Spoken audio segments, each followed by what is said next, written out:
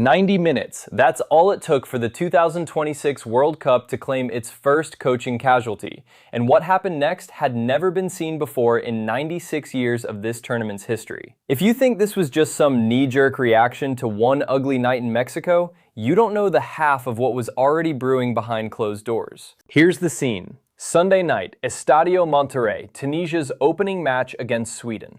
It wasn't just a loss, it was a massacre. Sweden 5, Tunisia 1. The Swedish attack sliced through Tunisia's back line like it wasn't even there, with Alexander Isak, Victor Gyökeres, and Matthias Svanberg all finding the net. It stands as one of the most one-sided results in Tunisia's World Cup history. But the cruelest twist? One of the players who scored twice was Yassine Ayari, a young Swedish forward whose own father was born in Tunisia. A son of Tunisian heritage put 2 goals past the country his father came from. You couldn't script a more brutal opening night.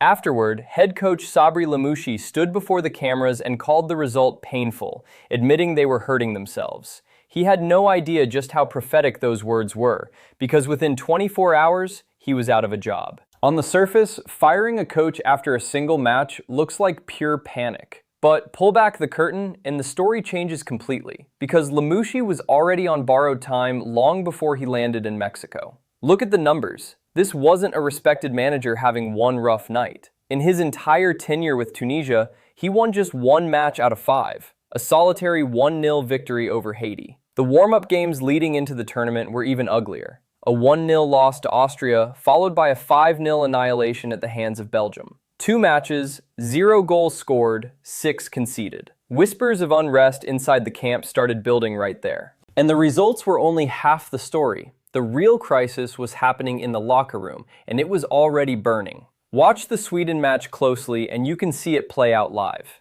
In the 72nd minute, with his team being torn apart, Lamouchi pulled defender Johan Benelouan off the pitch.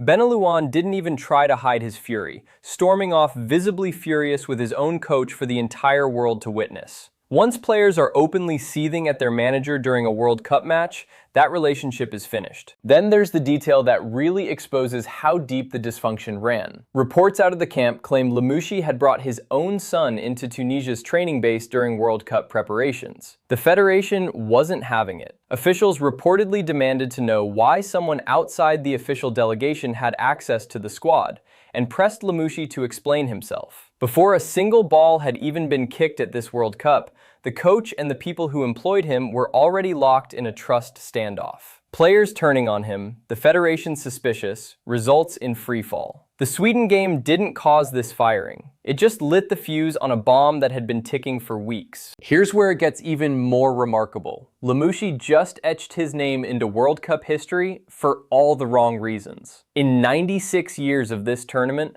no manager had ever been sacked after a single match. Coaches have absolutely been fired during World Cups before. Back in 1998, Tunisia dismissed Henrik Kasperczak after a rocky start, but they gave him 2 games first. That same year, South Korea cut loose Cha Bum-kun after 2 losses. In 2018, Spain fired Julen Lopetegui just 2 days before the tournament kicked off, after he secretly struck a deal to join Real Madrid behind the federation's back. But sacked after 1 single game, once the tournament was already underway? That had never happened, until now. And here's the kicker. This isn't even Tunisia's first coaching change this year. Back in January, they dismissed Sami Trabelsi following a disappointing exit from the Africa Cup of Nations against Mali. Lamouchi was brought in as his replacement, signed through 2028. He lasted 5 months. This federation clearly doesn't hesitate, and it doesn't wait around. When it decides to act, the axe falls fast. So who do you call when you need to put out a 5-alarm fire in the middle of a World Cup? Tunisia turned to one of the most fascinating figures in international football, Hervé Renard. Even if the name doesn't ring a bell, you'd recognize the look. The silver-haired Frenchman famous for pacing the touchline in a crisp white shirt.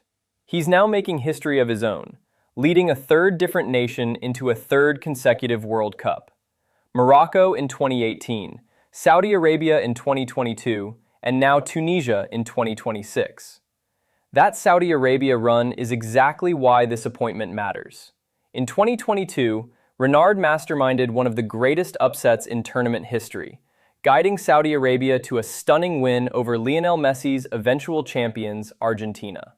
If anyone on Earth knows how to walk into chaos and pull off a miracle, it's him. He's flying straight into Monterrey to take charge of a wounded, shaken squad with almost no time to prepare. Wabi Khazri, the former Sunderland forward who served as Lamucci's assistant, is staying on to help Renard settle in. But the road ahead is brutal. Next up is Japan, followed by the Netherlands, two of the strongest sides in the competition. Renard has to stop the bleeding immediately, with a locker room still reeling from watching its coach get fired mid-tournament. So, was this a bold, decisive move? Or did Tunisia just hit the panic button and torch their own World Cup before it even got going? Did the players force this outcome through sheer pressure?